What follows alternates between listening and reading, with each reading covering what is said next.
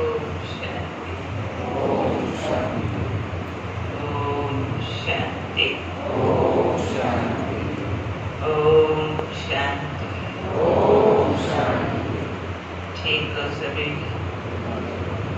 खुश हो?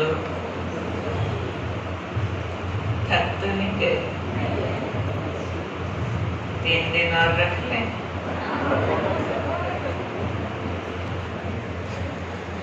किस किस का जाने का दिल कर रहा? जाने का दिल कर रहा? किस किस का दिल नहीं कर रहा जाने?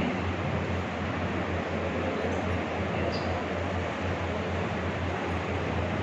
रख लें सभी। आपके घरों के पीछे दौड़े आए। बड़ा आवाज इसकी पीछे थोड़ा सा बढ़ानी पड़ेगी, कूलर की आवाज। अभी का एक क्लास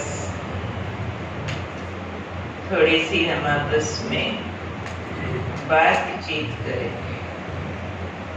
क्लासें तो आप सभी बहुत सुनते हो।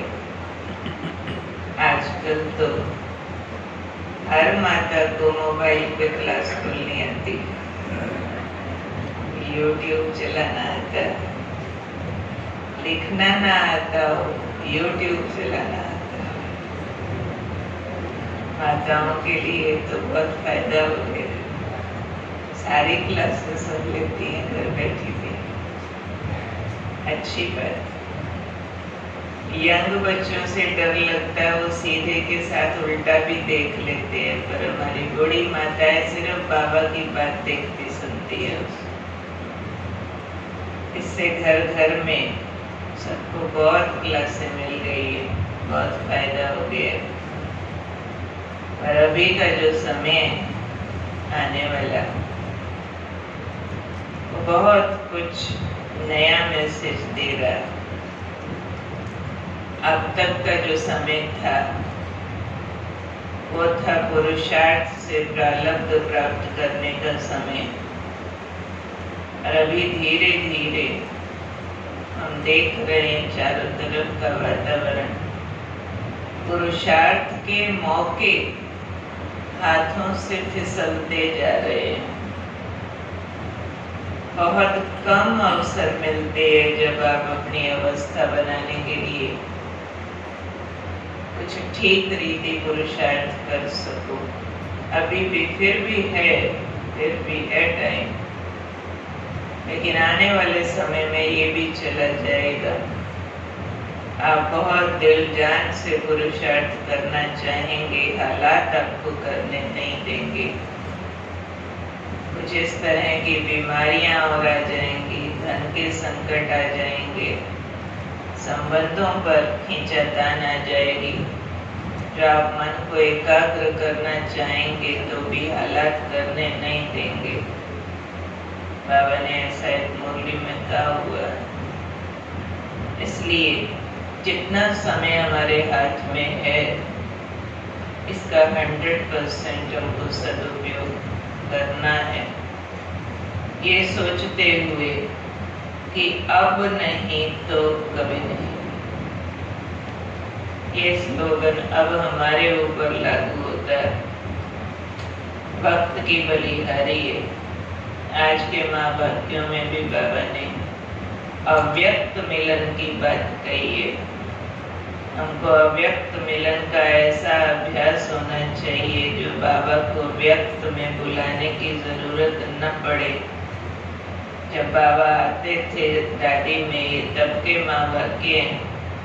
और अब तो दादी भी गए वतन में, और जिनको अव्यक्त मिलन मनाने का भी अभ्यास नहीं है, उनके लिए फिर एक और महत्वपूर्ण बात है। आज सुबह हम एक अव्यक्त मुरली का महावाक्य पढ़ रही थी, जिसमें बाबा ने कहा कि अंत में सिर्फ अव्यक्त मिलन की अवस्था ही काम आएगी। पहले बाबा ने कहा कई बच्चों को अव्यक्त मिलन ऐसा होता है जैसे साकार से मिल रहे हो, और कई बच्चे कहते हैं कि हम क्या करें, हमें अव्यक्त रूप से बाबा के मिलन का अनुभव नहीं होता। तो आज जो माँ वाक्य पढ़ रही थी उसमें बाबा ने कहा ऐसे में बच्चों को जिद करनी चाहिए बाप से, जिद लगा के बैठ जाओ बस। अव्यक्त का मिलन हमने साकार में करना ही करना है। बाबा ऊपर से नीचे आके हमें साकार वाले मिलन की अनुभूति कराओ ही कराओ। ऐसे आजकल के जमाने में भी कोई बच्चे कोई बात की जिद पकड़ लेते हैं तो माँ बाप को जैसे कैसे भी करके उनकी जिद पूरी करनी पड़ती है। होता है कि नहीं ऐसा? कैसे भी मजबूरी से भी आप बच्चों की जिद पूरी करते हो। अपने ही बच्चे तो बाबा के भी हम अपने ही बच्चे हैं, हम कोई गलत जिद तो करते नहीं है, पर ऐसे वाली जिद जरूर लगानी चाहिए। बस बाबा हमने आपका ऐसा मिलन का अनुभव करना है जैसे साकार वालों ने साकार में किया।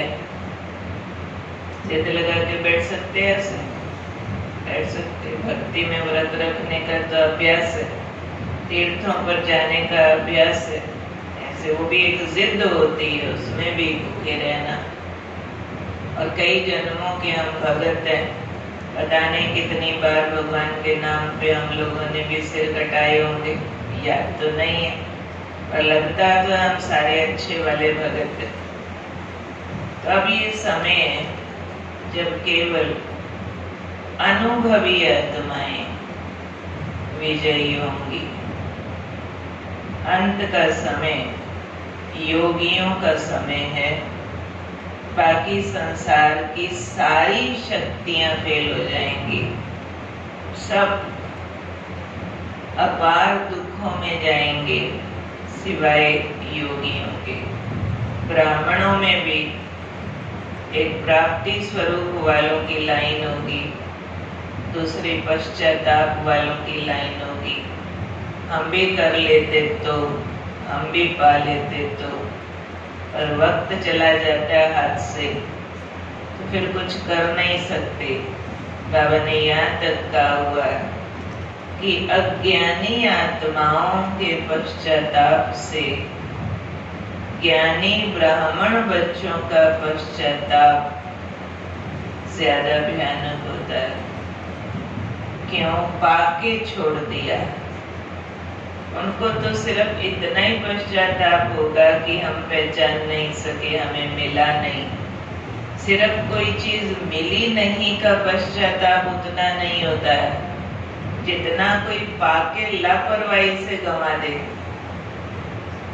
कि अरे मैंने तो कांच समझ के छोड़ दिया, ये तो हीरा था। उसको बहुत पश्चाताप होता है। तो इसलिए ये हीरे जैसा अनमोल समय थोड़ा ही बाकी बचा है। हाथी निकल गया, पूंछ रह गई, पूंछ भी निकल गई, बाल रह गए, बस इतना सा बाकी बचा है। नीतू बहन देखो ये बंद होता है, वहां से कहीं से कनेक्शन हो। तो इस समय पर हमें अपने पुरुषार्थ की स्पीड को बढ़ाने के लिए आत्म उन्नति के सारे साधन प्रयोग करने हैं। आज हम बात करेंगे उस बात पर जिस पर ब्राह्मणों का ध्यान जाता भी है, बार बार जाता भी है और बार बार रुक भी जाता है। वो है रोज का चार्ट चेक करना, लिखना। कहीं भी किसी भी सभा में हाथ खड़े करा लो, कौन रोज चार्ट लिखते हैं बिना किसी के कहे, बिना मुरली में आए। जब से ज्ञान में चले या चलो पिछले 6 महीना 1 साल से रोज लिखते हैं चार्ट। हाथ खड़ा करो, खड़ा रखो एक बार। 2 माताएं पीछे हाथ खड़ा कर रही है, समझा क्या पूछ रही हूँ? जो रोज चार्ट लिखते हैं वो हाथ खड़ा करो। चार्ट लिखते हैं रोज। किसी को लगता है सिर्फ हाथ खड़ा करो, ये समझ आता है। टोटल फिर भी 4 है, 5 जने 200 में से। एक बहन तो हमारी है यूएस से आई, यहाँ वाले तो फिर भी 4 है। बाकी सब ऐसे नहीं कि कभी नहीं लिखते होंगे, लिख के छोड़ देते होंगे। अच्छा, जिनको चार्ट लिखने का अनुभव है, कभी कभी भी लिखते हैं बीच बीच में, वो हाथ खड़ा करो। अच्छा, वो भी बहुत ज्यादा नहीं है, कभी कभी वाले भी थोड़े केवल। अच्छा, जिन्होंने कभी चार्ट नहीं लिखा वो हाथ खड़ा करो।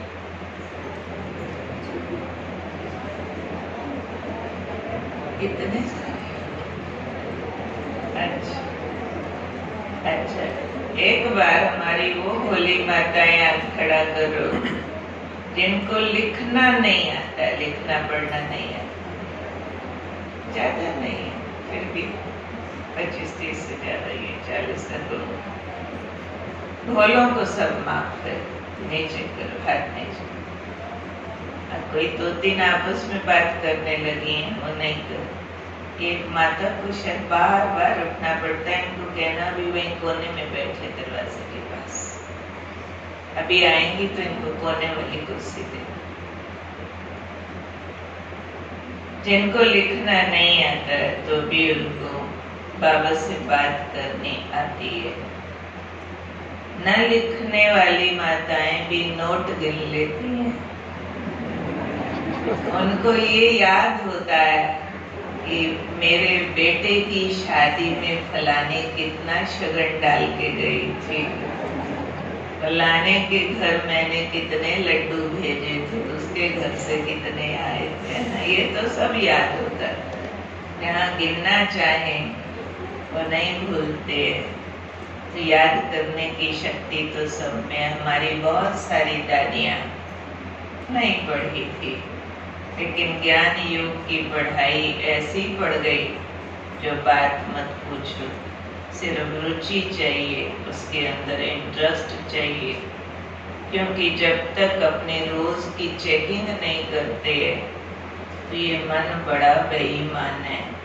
ये आपकी गलतियों को भी आपकी अच्छाइयों के रूप में बताएगा।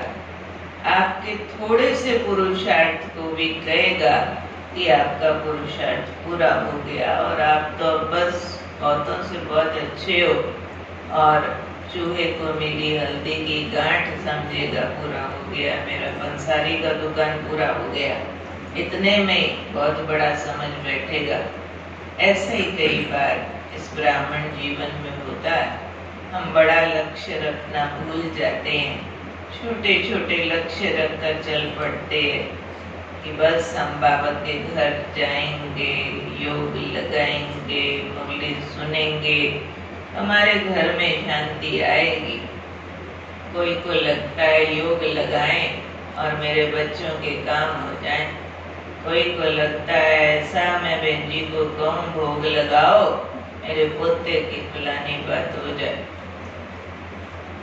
कईयों ने तो ज्ञान और योग को इतना से समझा हुआ है, मनुष्य से देवता बनना, पतित से पावन बनना, दुनिया को नर्क से स्वर्ग बनाने के लिए हम भगवान के मददगार हैं। ये बातें कईयों के सिर से पार चली जाती हैं, लेकिन ये परम सत्य है कि हम कितने भी दिखने में साधारण हों, भोले हों, परम सत्य है कि कल पहले वाले हम ही देवात्माएं हैं। हम 33 करोड़ देवी देवताओं की लिस्ट वाले हैं। इनको साइड में कुर्सी तो मत क्या, नहीं तो अंदर से बार बार बहुत उठना होता है। कोने में बैठो। हम सब ही 33 करोड़ देवी देवताओं वाले हैं। उसमें भी जो शुरू की संख्या है 9 लाख वाले, अभी हम उतने वाले ही हैं और फिर से हम ही बनने वाले हैं। और हमारे द्वारा ही भगवान को प्रत्यक्ष होना ही है हमारे द्वारा ही, क्योंकि हमने सरकार तक को चैलेंज किया कि हम ब्रह्मा कुमार कुमारियां अपने ही तन मन धन से भारत को स्वर्ग बनाकर छोड़ेंगे, और थोड़ा समय बाद सारी सरकारें चक्कर लगाने आएंगी बीके भाई बहनों के घरों में कि देखें पहले इनके घर स्वर्ग बने, फिर मानेंगे ना कि आप लोग भारत को स्वर्ग बनाओगे। तो आप सब सोचो समझो कि अभी आज ही या आपके घर जाने के बाद सरकार के कुछ लोग आपके वहां आ जाएं घरों में चक्कर लगाने, तो दिखेगा ये स्वर्ग का सैंपल है। दीदियां आ जाएं आपके घरों में चक्कर लगाने, तो आपका घर आश्रम दिखेगा, स्वर्ग दिखेगा, या लगेगा दीदी 2 दिन बाद आना जरा सफाई तो कर ले, ऐसे लगेगा? क्या लगेगा? किस किस को लगता है अचानक भी हमारे घर में कोई आ जाए ना, अचानक रात 11 बजे भी, तो भी हमारा घर तो आश्रम जैसा ही दिखता है। किस किस का घर ऐसा होता है? खड़ा करो।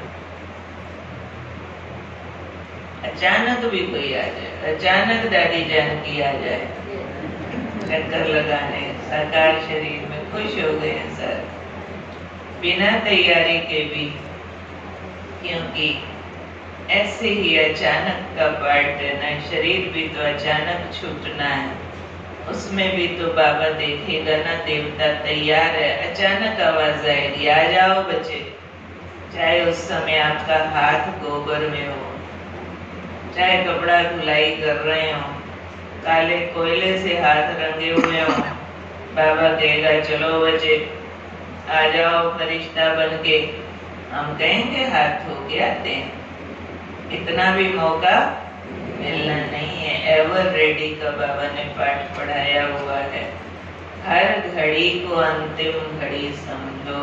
इसलिए मम्मा कहा करती थी कोई भी काम आज का कल पर मत छोड़ो, न स्थूल काम न मन की तैयारी के काम। बहुत सारी बातों में हमें लगता है कर लेंगे हो जाएगा, कर लेंगे हो जाएगा के चक्कर में हम अपनी बहुत सारी कमजोरियों को आराम से बढ़ने देते हैं, चलने देते हैं। ये है सबसे बड़ी ठगी अपने साथ। अब के बाद अपनी कोई भी कमी को कभी माफ मत करो। माफी करना है तो दूसरों को करो, अपनी गलतियों को माफ करने के बजाय मम्मा कहा करती थी अपनी कमजोरियों पर काली रूप धारण करो, विकराल रूप धारण करो। जैसे माँ काली के सामने आया असुर और मरा, वही होगा ना माँ का काली स्वरूप, कि कोई असुर बच नहीं सकता। काली माँ के आगे असुर आए और कहेगी चल आज आज रोटी खा के सो जा, कल मारूंगी, कहेगी चल आज माफ किया जा, तेरे बच्चे संभाल के आ। नहीं, आया दिखा असुर और मरा। ऐसे ही कमजोरियों पर हमें काली रूप धारण करना है। अपनी कोई भी कमजोरी का एहसास हुआ और खत्म, उसको खत्म खत्म खत्म करते जाओ। जितना उनको टालेंगे, जितना उनको कल पे छोड़ेंगे, वो बीजक राक्षस की तरह एक से अनेक होकर बढ़ती हैं कमजोरियां। सिर्फ उतनी नहीं रहती है। तो चार्ट चेक करने का मतलब होता है कि अपनी कमजोरियों को कातिल की नजर से देखना, मार डालना, साथ के साथ माफ नहीं करना है। बाबा ने एक बार कहा था जो बच्चे रोज अपनी चेकिंग करते हैं, चार्ट रखते हैं, थोड़ा टाइम पहले भी वो माँ बाप के रिपीट हुआ था, वो धर्मराजपुरी में जाने से बच जाते। हर बच्चे को धर्मराजपुरी में जाने से पहले अपना धर्मराज खुद बनना है, क्योंकि भगवान की संतान होकर के भगवान जो हमारा बाप लगता है, उसी के आगे हम अपराधी की नजर से खड़े हों तो हमें शोभेगा नहीं।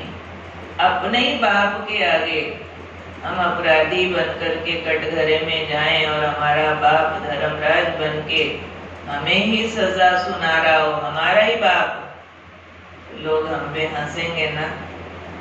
एक जज का बेटा उसी जज के सामने कटघरे में खड़ा हो और वो जज अपने बेटे को फांसी की सजा सुना रहा हो, इतना जमाना हंसेगा कि लो अपने बेटे को ही नहीं सुधार सका और दुनिया को क्या सुधारेगा। तो बाबा को ये अच्छा नहीं लगेगा। इसलिए बाबा पहले ही हम बच्चों को सावधानी देते हैं कि बच्चे अपने धर्मराज खुद बनो। जैसे हम सबको दूसरों की गलतियां बहुत अच्छी निकालनी आती हैं, दूसरे की गलती हम लोग माफ नहीं कर पाते हैं और अपनी गलतियां बार बार नजरअंदाज करते रहते हैं। पर उपदेश कुशल बहु तेरे, दूसरों के हम टीचर बन जाते हैं, मास्टर बन जाते हैं, ऐसे करो ऐसे नहीं करो, तुमने ये ठीक नहीं किया, ऐसे क्यों किया। फिर हम चाहते हैं कि इनको उसका मजा चखाया जाए, यहाँ तक भी बोल देते हैं ऊपर वाला देखेगा तुझे, खुद ना कुछ कर सके तो। मतलब हम चाहते हैं कि इसने गलती की है ना तो इसको सजा मिलनी चाहिए। छोटा होगा हम खुद दे लेंगे, अपने से ज्यादा पावरफुल होगा केस कर देंगे, केस करके भी नहीं किसी की बुराई का हम दुख दे सके उसको, फिर इंतजार करेंगे ऊपर वाला तेरे को मजा चखाएगा, आज नहीं तो कल फल तो मिलेगा, है ना। ऐसे सोचते हैं ना, ऐसे सोचते हैं ना सभी। दुआएं देते देते कब बद दुआएं देने लग गए मालूम नहीं पड़ता है। तो बाबा ने कहा जितनी सख्त निगाहों से दूसरों को देखते हैं, दूसरों को हम सुधार देना चाहते हैं, उस नजर से अपने को देखो। इसलिए पुराने जमाने में हमारा एक स्लोगन बहुत जगह लिखा हुआ रहता था, अवगुण अपने देखो, गुण दूसरों के देखो। बहुत सिंपल स्लोगन है, पर अभी तक इसमें कोई पास नहीं हुआ है। बहुत सिंपल होते हुए भी क्या स्लोगन है, अवगुण गुण, सबने नहीं बोला, फिर बोलो अवगुण गुण। करते क्या हम, करते क्या है, गुण अपने देखते और वर्णन करते हैं, अवगुण तो दूसरे का ऐसा चुभा के रखते हैं अपने को कांटे की तरह। एक अवगुण भी किसी का 10-10 साल भी बोलते रहेंगे, अरे अगला सुधर नहीं रहा है तुम क्यों पंगा लेते हो, छोड़ दो उसको उसके हाल पे। फिर भी पीछे पड़े रहते हैं। तो दूसरे को सुधारने की चिंता बहुत लगी हुई है, दूसरों को पास कराना चाहते हैं, खुद फेल हो के, है ना। खुद गुस्सा करके दूसरे को कहेंगे तुम शांत रहा करो, खुद गुस्सा कर रहे हैं, खुद शोर मचा के दूसरे को चुप कराना चाहते हैं। खुद कितने भी ऐसी भी नजरों वाले हो, दूसरे की गलती सहन नहीं कर सकते। अब बाबा ये चाहते हैं कि दूसरों से अपनी नजरें हटा लो, ये पर चिंतन होता है और पर चिंतन पतन की जड़ है। स्वचिंतन उन्नति की सीढ़ी है। ज्ञान का ABC पढ़ा रही हूँ आज, गहरी बड़ी क्लास नहीं करा रही हूँ। ABC शुरू के लिए तो जब हम ज्ञान में चले ना तब के स्लोगन है, पांडव भवन में लिखे होते थे और उस टाइम पर भी हमने देखा कितना इनका महत्व था। आज भी अगर हम परिवारों में रहते हुए सिर्फ इन 2 बातों पे ध्यान दे लें, अपने अपने घर स्वर्ग बन सकते।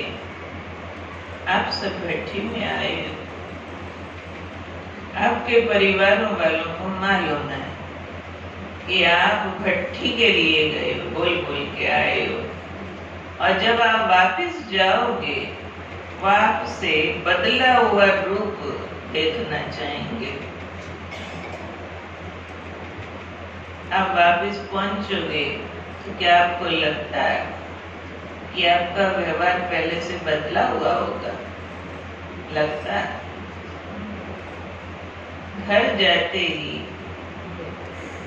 वो लोग तो बदले हुए नहीं मिलेंगे, थोड़ा सा बिगड़े हुए और हो सकते हैं। आप सोचोगे मैंने शांत रहना है, अब तो गुस्सा करना ही नहीं, करना ही नहीं, करना ही नहीं, और उन्होंने पीछे से आपकी कोई बहुत प्यारी चीज ही तोड़ के रखी हुई है। आप थके हुए गए हो, आपको घर साफ चाहिए था, घर जमाने भर का गंदा किया हुआ, कोई और नुकसान किया हुआ, और आप यहाँ से सोच के गए हो अब तो मैंने गुस्सा करना ही नहीं है, और घर जाते ही उठ पटांगे सब कुछ। गुस्सा आपने नहीं करना या उन्होंने नहीं दिलाना, पुरुषार्थ आपने करना था या उन्होंने करना है। जब हम सोचते हैं ना मैंने आज के बाद गुस्सा नहीं करना, तो हमें लगता है शायद उन लोगों ने भी समझ लिया कि अब के बाद इनको दिलाना नहीं गुस्सा, भी कोई ऐसी गलती मत करना तो इनको गुस्सा आ जाए।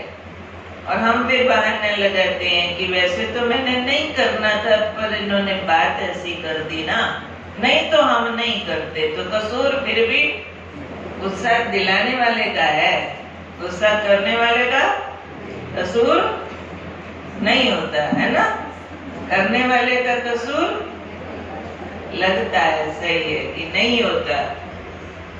अब अपने ऊपर कड़ी नजर रखना है, अपने साथ एकदम धर्मराज बन के जाना। तुझे कोई गलती माफ नहीं है, बाकी सबको सब कुछ माफ है। सुना? सबको सब कुछ माफ है सिवाय देर। तुझे देर से उठना भी माफ नहीं है, ज्यादा खाना भी माफ नहीं है, टीवी देखना भी माफ नहीं है, ऊंचा बोलना भी माफ नहीं है, कुछ भी माफ नहीं है तेरे को। बाबा को भूलना भी माफ नहीं है, अगर भूले तो खाना बंद। अपने को खुद सजा देनी है, खुद शक्ति का रूप अपने साथ रखना है, और रोज रात को सोने से पहले हम सब पक्का करें आधा घंटा चार्ट चेकिंग का होना चाहिए। चार्ट चेकिंग की कई विधियां होती है। एक हम लिख करके बाबा को चार्ट दिया करते जिसमें बहुत सारे पॉइंट लिखते। एक हम लेटर लिख करके बाबा को दिनचर्या का समाचार दिया करते। एक हम ज़बानी मन से बाबा से मिलन मनाते हुए वतन में जाकर के सिंसियरली बाबा को अपना समाचार सुनाया करते। इसमें पढ़े लिखे का कोई अंतर नहीं है, लेकिन राज हमने समझना है कि सोने से पहले का समय हमारी न सिर्फ दिनचर्या लेकिन पूरे ब्राह्मण जीवन में सबसे महत्वपूर्ण समय। अब तक हमने बाबा के द्वारा जो जो अमृत वेले के महत्व बताए गए हैं उस पर बहुत कुछ सुना है, बहुत क्लासें भी सुनी होंगी। फिर भी बहुत से ब्राह्मण भाई बहनों को अमृत वेला के लिए बहुत शिकायतें हैं कि अमृत वेला सुस्ती रहती है, उतनी एकाग्रता नहीं रहती है, जैसा हम अनुभव करने चाहते हैं वैसा नहीं कर पाते। बहुत दृढ़ संकल्प करने के बाद भी हमारा अमृत वेला रेगुलर नहीं होता है। उसके लिए बाबा की एक अव्यक्त मुरली चली थी जिसमें बाबा ने विशेष कहा था कि सारी दिनचर्या का आधार जरूर अमृत वेला है, पर अमृत वेले का भी आधार रात्रि सोने का समय। जो रात सोने से पहले अपनी तैयारी यहाँ की ठीक करता है, उसका अगला अमृत वेला तो क्या सारा दिन ठीक रहता है। सारे जीवन पर ये वाली अवस्था काम करती है। उस मुरली में बाबा ने कहा था, सोने से पहले का 25 मिनट का समय आपका बहुत विशेष होना चाहिए। उसमें 25 मिनट बाबा ने कहे थे। उस टाइम पर कमरे में कोई बातचीत ना हो। यहाँ तक बाबा ने कहा था, खास सेंटर वाले या परिवार में जो इकट्ठे ज्ञान में चलते हैं, 25 मिनट के बीच के समय में अगर किसी को कोई बात जरूरी करनी पड़ गई तो कमरे से बाहर जाके करे। और उस टाइम पर आपने क्या करना है, अपनी स्लेट साफ करनी है। ये स्लेट साफ करना क्या होता है, उसमें बाबा ने 2 काम बताए थे कि बाबा के आगे अपनी सारी दिनचर्या का पोता मेल रखो, सुनाओ। उसमें अगर समझो कोई काम आज आपने बहुत अच्छा किया, वो भी सुनाना। बहुत गलती की है, गलती तो चाहे छोटी भी की है, वो भी सुनाना। दोनों क्यों सुनाने? अच्छा हो गया तो क्यों सुनाऊं, चलो बुरा तो सुनाऊं, बाबा से माफी लेनी है। अच्छा क्यों सुनाऊं? क्योंकि अच्छा कर्म जब हम करते हैं, कुछ कह रहे, अच्छा क्यों सुनाए? करना, राइट। क्योंकि अच्छा जब हम करते तुरंत अभिमान आता है। जानकी दादी कहते थे, 2 कदम भी चलो अभिमान गले लगाने को तैयार खड़ा। हम रावण आत्माओं को जितना खतरा पाप कर्मों से है, जितना खतरा पाप कर्मों से है, उतना ही खतरा पुण्य कर्मों से भी है। उतना ही खतरा पुण्य कर्मों से है। क्यों? पुण्य में क्या खतरा? बेकार आ जाता है। अच्छे कर्मों में खतरा अभिमान आता है। अभिमान फिर और पाप कराता है रूप बदल के। इसलिए अच्छा कर्म करते ही अर्पित कर दें भगवान को, नहीं तो अच्छा कर्म करने वाले भी अभिमान के कारण से फिर इतनी बड़ी बड़ी गलतियां कर जाते हैं जो बुरा करने वालों ने तो उतनी बड़ी की नहीं थी। तो इसलिए कहते हैं पाप मूल अभिमान है, और अभिमान अच्छे कर्मों से आता है। तो ये गति है कर्मों की। तो रात सोने से पहले के लिए बाबा ने इसलिए कहा, अच्छा भी अर्पित करो, बुरा भी अर्पित करो, स्लेट साफ करो। अच्छा भी लिखा हुआ मत रहने दो, नहीं तो अच्छा कई बार ज्यादा गहरा छप जाता है कि मैंने तेरे पर इतना एहसान किया था, फलाने टाइम तुम भूल गए। हाँ, भूलो मत, तुम वापस मेरे साथ उतना अच्छा करो।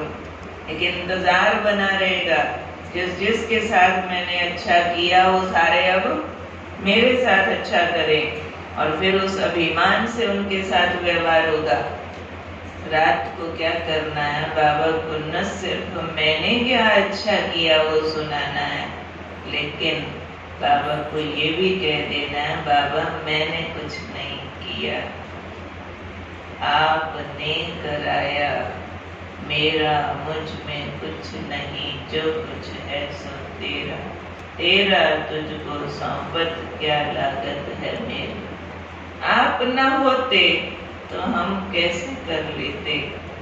एक मुरली में बाबा ने कहा था, बाबा कहते हैं बच्चे ये विशेषताएं प्रभु प्रसाद है, इसलिए विशेषताओं का अभिमान मत रखो।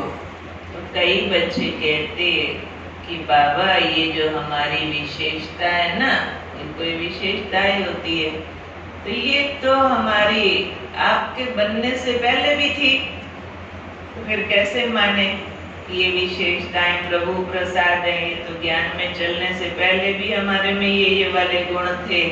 बाबा कहते अच्छा, आप में जो पहले गुण थे उन गुणों में दिव्यता किसने भरी? तो लौकिक वाले गुण थे ना। दिव्यता तो प्रभु प्रसाद है, तो प्रसाद खाने का अभिमान नहीं होता। बाबा ने दिया तो सोने से पहले जो अच्छा किया उसमें से मैंपन निकाल के सोना। मैंने नहीं किया इसलिए उसकी महिमा की मैं हकदार नहीं हूँ। आपने कराया, आपका दिया, आप जानो, आपका काम। बस एक राजा था, बहुत दान पुण्य करता था, और जब दान करता था तो आंखें नीची कर लेता था, ऐसे आंखें नीची करके ऐसे देता था। जिसको दे रहा उसकी तरफ देखता नहीं था, दान बहुत ज्यादा करता था। एक बार वो दान देने वालों की लाइन में एक कोई महात्मा भी आ गया, बड़ा हैरान, ये राजा कैसे दान दे रहा है, देखता नहीं है जिसकी तरफ दे रहा है। बहुत करके तो देने वाला आंकड़ा होता है, लेने वाले की तरफ एहसानमंदी की नजर से देखता है। तो उसको बहुत राजा पर आया। उसने राजा से पूछा, कहो राजा, कहाँ से सीखे ऐसी देन? ज्यों ज्यों कर ऊंचा उठे त्यों त्यों नीचे नैन। राजा, ऐसा देने का भाव कहाँ से सीखे? कर्म तो ऊंचा कर रहे हो, नैन नीचे कर रहे हो, शर्म आ रही है जैसे, ऐसे करके। राजा बोला, देनहार कोई और है, जो देवत है दिन रैन। लोग भरम मुझ पे करें, ताते नीचे नैन। देने वाला कोई और है जो दिन रात देता है। लोग समझते हैं मैं दे रहा हूं तो मुझे शर्म आ रही है। इसलिए श्रेष्ठ कर्म कराने वाला दाता, शक्तियों को देने वाला, गुणों को देने वाला बाबा है। तो उसको अर्पित करके सोना रात को, तेरा तुझको अर्पण, तेरी महिमा तुझको अर्पण, और शुक्रिया करके सोना है। गलती हो जाए, गलती के लिए ऐसा दिल से बाबा को सुनाओ। सूक्ष्म वतन में बाबा और मैं आमने सामने, क्षमा मांगो। क्षमा मांगना ऐसा नहीं होता है। एक मुरली में बाबा ने कहा था, कई बच्चे क्षमा मांग कर भी जैसे एहसान कर रहे होते हैं, अच्छा माफ करो। नहीं, क्षमा मांगना मीन्स रियलाइजेशन कि आज के बाद इस गलती को हम दोहराएंगे नहीं। उसमें भी पूरी विनम्रता चाहिए, पूरा अपने ऊपर एक अटेंशन सख्त चाहिए, रियलाइजेशन पावर जिसको कहते हैं। तो रात सोने से पहले, लंबी कहानियों में नहीं जाना, ये 2 काम बाबा के सामने सार रूप में करने हैं। अच्छाई सुना के शुक्रिया करना, गलती सुना करके माफी मांगना, स्लेट साफ करके फिर अगले दिन के लिए नया दृढ़ संकल्प करके सोना कि बाबा सवेरे आप उठाने आना, आप आएंगे, आप उठाएंगे, मैंने जरूर उठना है और अभी आपकी गोदी में सोना है। स्लेट साफ भी करनी है, प्रभु प्यार से भी भरनी है, दृढ़ संकल्प से भी भरनी है। ये अगर रात सोने से पहले का आधा घंटा हमने तैयारी नहीं की तो अगले 24 घंटों पर उसका असर आने ही वाला है। या तो अमृत वेला देर से उठेंगे, नहीं उठ पाएंगे, या उठेंगे भी तो जैसी एकाग्रता होनी चाहिए वैसी नहीं होती है। सवेरे कितने बजे उठना चाहिए? बोलो, बताएं सभी, बोलो कितने बजे? लेट से लेट 3:30। आज हमने देखा 4 बजे तक 50 जने भी नहीं आए हुए थे, बाकी सारे 4:15, 4:30, 4:45, 4:45 भी 10-15 जने आ रहे थे। नहीं, अमृत वेले का टाइम हमारा जैसे नमाजियों का नमाज का टाइम निश्चित होता है, ऐसे हमारा इंटरनेशनल टाइम है।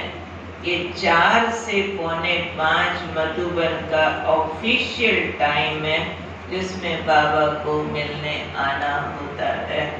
और इस टाइम आप सड़क पर हो या ट्रेन में हो या फिर कहीं भी हो, हॉस्पिटल में हो, एडमिट हो, आपको बाबा के सामने हाजिर होना ही होता है। बड़े दीदी मनमोहिनी कहा करते थे, एक ब्रह्मा कुमार या ब्रह्मा कुमारी मरी हो या जिंदा हो, 4 बजे बाबा के सामने मिलनी चाहिए। मरी हो या जिंदा हो, शरीर भी छूटने पर हो ना, भले बाबा के सामने छोड़ो, उस टाइम बेड पे नहीं हो सकते। सुना, ये हमारा विधि का विधान है। बाबा ने कहा, जो बच्चे अमृत वेला नियम पूर्वक नहीं करते वो हाफ कास्ट ब्राह्मण है। और उसमें ये भी शामिल कर लो, जो नियम पूर्वक नहीं सोते हैं, मोबाइल देखते सो जाते हैं, बातें करते सो जाते हैं, बेड पे खाना खा के थाली नीचे सरका के वहीं सो जाते हैं। छी छी छी, वो ब्राह्मण नहीं कहला सकते। रात को आपके बिस्तर की चादर चकाचक साफ होनी चाहिए। दादियां स्पेशल सफेद चादर डाल के पैर दोबारा धो के अगर किचन में काम किया तो साड़ी भी बदल के, बाल ठीक करके, काजल लगा के सोती थी दादियां। भाई क्या हुआ दादी, रात को क्यों तैयार हो रहे हो? कहते साजन से मिलने जाना है ना, नीचे थोड़ी सोना है, साजन के पास सोना है। और रात को अगर बाबा कहीं मेरा साक्षात्कार कराए तो मेरी मैली साड़ी का साक्षात्कार कराएगा क्या? किचन में बर्तन मांजे, साड़ी गंदी हो गई, ऐसे नहीं बदबू आ रही है कपड़ों से और हम वैसे ही सो गए, नाइट सूट उस ढंग से, मतलब साफ सुथरा बदन में जाके सोना है ना। बातें करते करते सो गए, खाते खाते ना ना ना, किसी के बिस्तर पर 4-6 चीज भी रखी होती है, उसी के ऊपर सो जाते हैं, पता नहीं कैसे सोते। एक सलवट भी नहीं होनी चाहिए, सलवट भी नहीं, कमरा भी पूरा सा। यहाँ दादी जानकी आए, 3 बार आए यहाँ सोनीपत रिट्रीट सेंटर में, तो नीचे ही सिटिंग रूम है, अभी तो वो दादी का रूम बनाया था।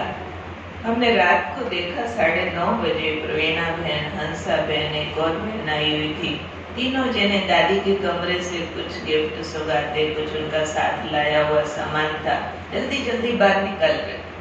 क्या हुआ? मैंने कहा, मुझे लगा रूम बदल रहे, कहाँ जा रहे, क्या हुआ? तो नहीं, दादी के कमरे में रात सोने समय एक चीज भी नहीं हम छोड़ सकते। दादी को उठ के यहाँ अमृत वेला बैठना होता है, एक एक्स्ट्रा बैग भी नहीं हो सकता। अमृत वेला करना दादी को यहाँ, तब से हमें समझ आ गया। हम भी सोते हैं तो सोने से पहले देखते सब टिक टिक टिक, बाबा को आना, अभी बाबा को आना। हम समझते कल सफाई करेंगे ना, ठीक कर लेंगे, रात को चुन्नी यहाँ, पजामा कुर्ता यहाँ, डायरी यहाँ, चश्मा यहाँ, हम सो रहे आराम से। अरे देवता सोता है, ऐसा सोना चाहिए।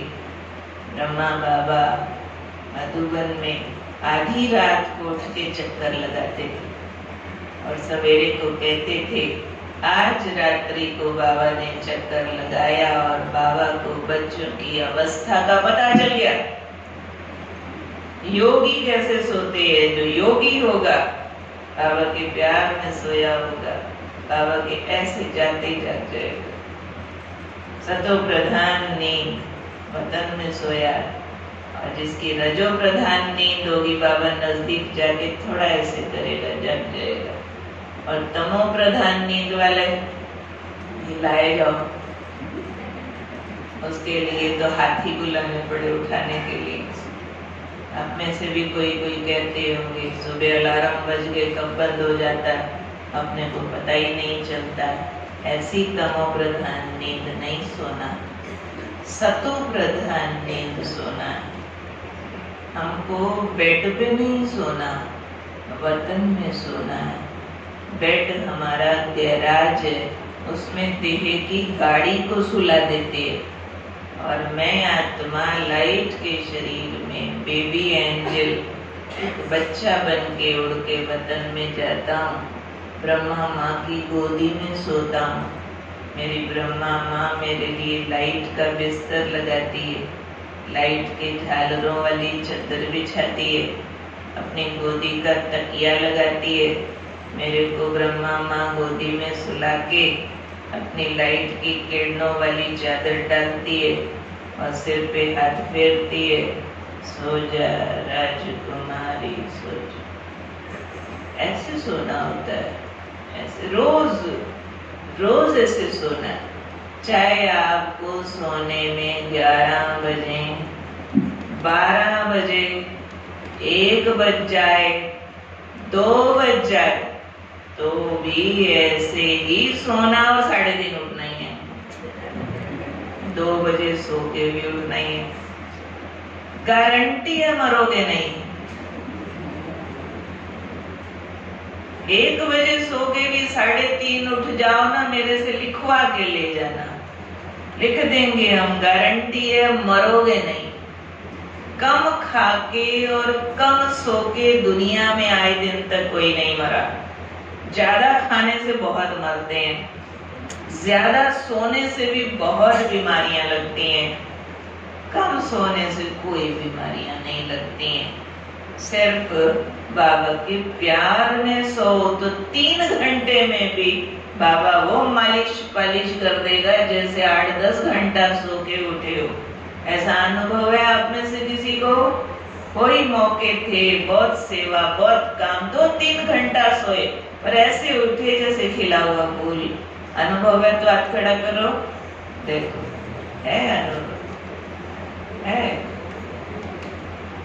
24 घंटा भी नहीं सोएंगे ना तो भी बाबा लाइट माइट भर देगा। अमृत वेले के बहाने मत लगाओ। देर से सोए थे, सिर दर्द हो रहा है, टांगे दुखती हैं, उठते ही छींकें आती हैं, आ जाए मार लो छींके, कोई बात नहीं। छींको समेत बाप को याद कर लो ना। बाबा तो कहते थे खटिया लेके आ जाओ बाबा के सामने, तो सुबह को बाबा के सामने होना चाहिए। 4 छींके मार लोगे क्या हो जाएगा? और जब उठोगे तब आ जाएंगी। क्यों नहीं अमृत वेला उठना?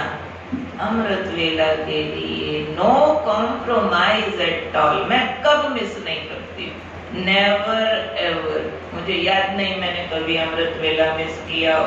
ट्रेन में हूँ कि रोड में हूँ कि हॉस्पिटल में हूँ कि कितने बजे सोई हूँ, आई नेवर काउंट। उठना है का एक ही मतलब रखा हुआ कि उठना है, दूसरा कोई मीनिंग नहीं है। तो ऐसा पक्का होना चाहिए, तब अमृत वेले से दिनचर्या सारी सेट होकर के सारी शक्तियां जीवन में काम करती है और परिवार पर आने वाले सारे विघ्न टल जाते हैं।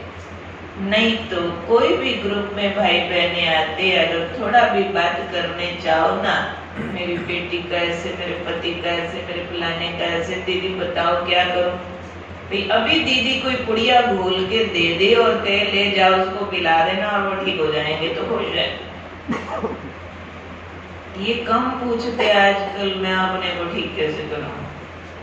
अपनी दिनचर्या ठीक करो। ब्राह्मणों की दिनचर्या डिसिप्लिन पूरी, सुबह से रात तक जो नियम जो मर्यादाएं बाबा ने दी हैं उस पर एक्यूरेट चलो। आधे विघ्न तो उसी से टल जाते हैं। बहुत सारी बातें विघ्न नहीं होती, अपने में सहन शक्ति नहीं होती तो हमें विघ्न लगती है। बातें जरा जरा होती। चलो कोई बीमार रहता है अपने परिवार में, कलयुगांत के शरीरों से क्या समझते हो? रेडीमेड फिट शरीर मिलने वाले हैं क्या?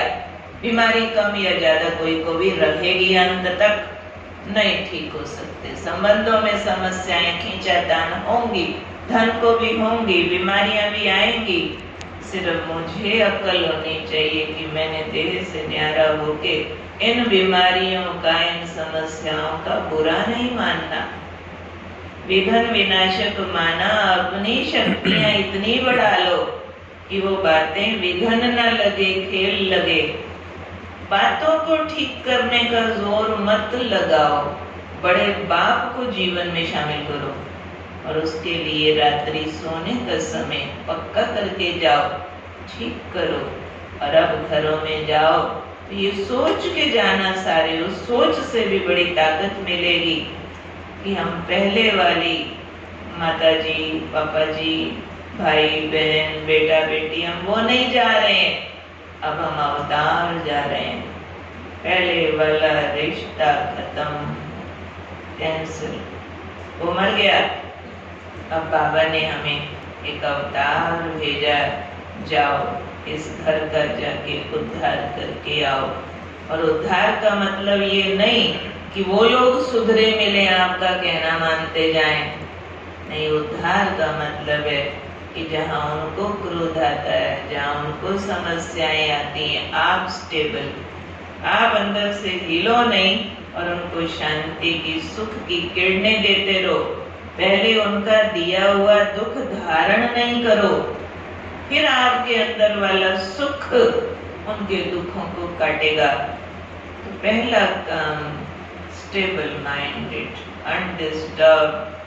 जो भी बाहर के हालात आ रहे हैं समझो एक खेल है, एक नाटक है, मनोरंजन की रीति से देखो। ना मैं किसी की मम्मी हूँ, ना मैं किसी का पापा हूँ, ना मैं किसी का भैया, ना बहन, ना बेटी। हो क्या रिश्ते तो एक्टिंग है ना।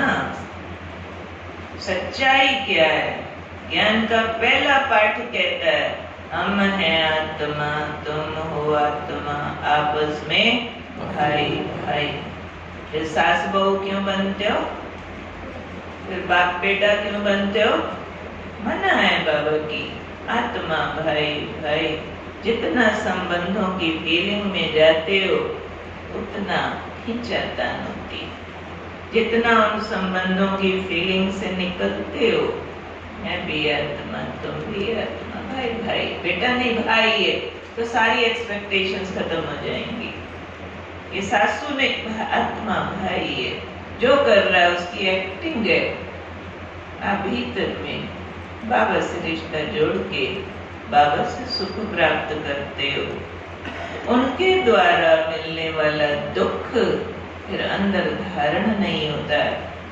अगर संबंधों की फीलिंग में जाते हो तो दैहिक संबंधों का धर्म है दुख देना। इसलिए यहाँ से कौन जाएंगे भट्ठी से वापस? कौन जाएंगे? अवतार।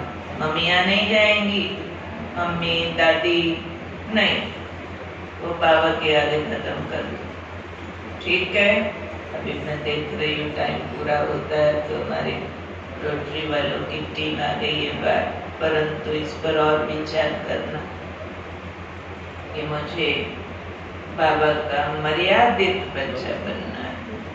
दिनचर्या की कोई भी मर्यादा मेरे से मिस ना हो जाए, A to Z। फिर बाबा हर बात में मदद करता है। नहीं तो ये गाने गाना बंद कर दो, मेरा ये बात, ये काम, ये नुकसान, ये जितना ये गाने गाते जाते हैं वो कोई लाभ नहीं होता है। उसके बजाय आत्मशक्ति बढ़ानी है। बाबा को रिश्तेदार बना करके बाबा से गहरा प्यार, सुख, आनंद अंदर भरना है।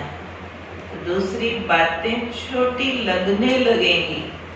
बातें ठीक करने का जोर नहीं लगाओ, अपने को बड़ा कर लो तो बातें छोटी हो जाए। समझ में आई? बहुत जगह आजकल ब्राह्मण परिवार में ये गलती दिखाई पड़ रही है, तो पुरुषार्थ जोर नहीं पकड़ रहा। बातों को ठीक करने के इंतजार में बैठे हैं पुरुषार्थ छोड़ के। नहीं, बातें बाबा ने यहाँ तक कहा था, हिमालय पहाड़ जितनी भी बड़ी बात हो, पर बाप के साथ से वो राई जितनी लगने लगेगी, चाहे बात उतनी बड़ी क्यों ना हो। इसलिए बातों को नहीं पकड़ो, बड़े बाप को पकड़ो। तो बड़े बाप को पकड़ते ही वो अंदर का सुख और आनंद बढ़ाता है। जब अंदर का सुख आनंद बाबा के साथ से बढ़ जाता है उन बातों की हमको परवाह नहीं रहती है। ताकि बहुत अच्छा लगा। पहली बार हमारे भिवानी का ग्रुप आया, रोहतक का ग्रुप आया, बहुत आप सब अच्छे लगे हमें। बार बार आते रहो, आपका घर है, अपना परिवार है, ऐसे ही मिल लेंगे। अभी 2 मिनट बाबा की याद में एकाग्र होके बाबा को बहुत अच्छा कोई संकल्प देना। एकाग्र होके 2 मिनट बैठ कुछ कहना चाहते हैं?